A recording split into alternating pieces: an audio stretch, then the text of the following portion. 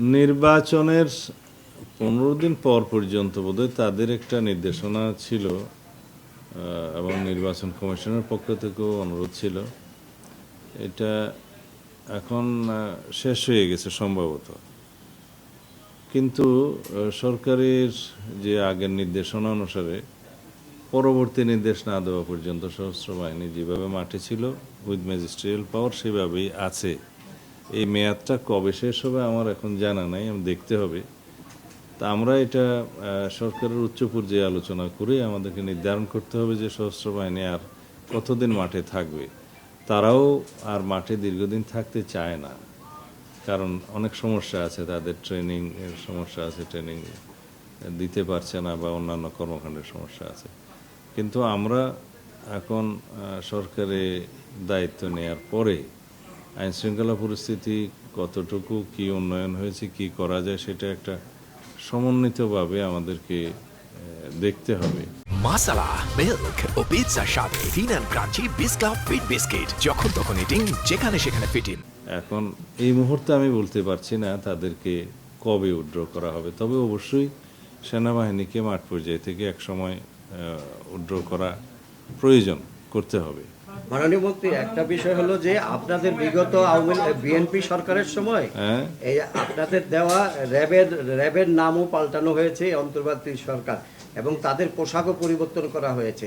তা আপনারা কি সেই র্যাবের নাম রাখবেন কিনা, এবং এই পোশাক যে পরিবর্তন এটা কি আবার চেঞ্জ করবেন কিনা, আপনার বক্তব্য? এটা একটা জন চাহিদা আছে এবং জুলাই জাতীয় সনদেও একটা সুপারিশ গৃহীত আছে যে র্যাবের বিষয়ে কিছু সিদ্ধান্ত নিতে হবে, র্যাব বিলুপ্ত করার বিষয়ে, র্যাবের নাম পরিবর্তন করার বিষয়ে।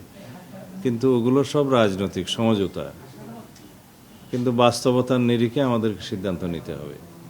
আমরা একটা specialised force, law enforcing force আমাদের দেশে চাই কিনা, এর উত্তর হবে অবশ্যই চাই।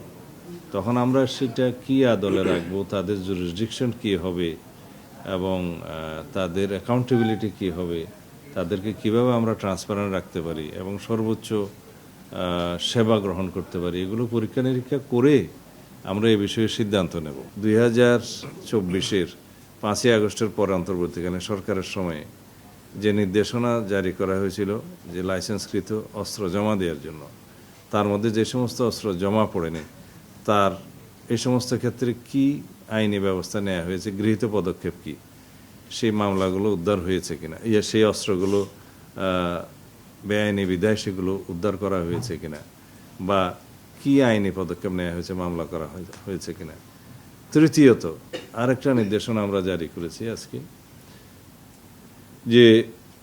যে সমস্ত অস্ত্রের লাইসেন্স 2009 থেকে 2024-এর 5ই আগস্টের সময়ের মধ্যে ইস্যু করা হয়েছে, সেগুলো যদি রাজনৈতিক বিবেচনায় হয়ে থাকে এবং নীতিমালা বহির্ভূত হয়ে থাকে, সেগুলো চিহ্নিত করে মন্ত্রণালয়ের কাছে রিপোর্ট করতে হবে। সেই জন্য আমরা একটা কমিটি গঠন করে দিয়েছি।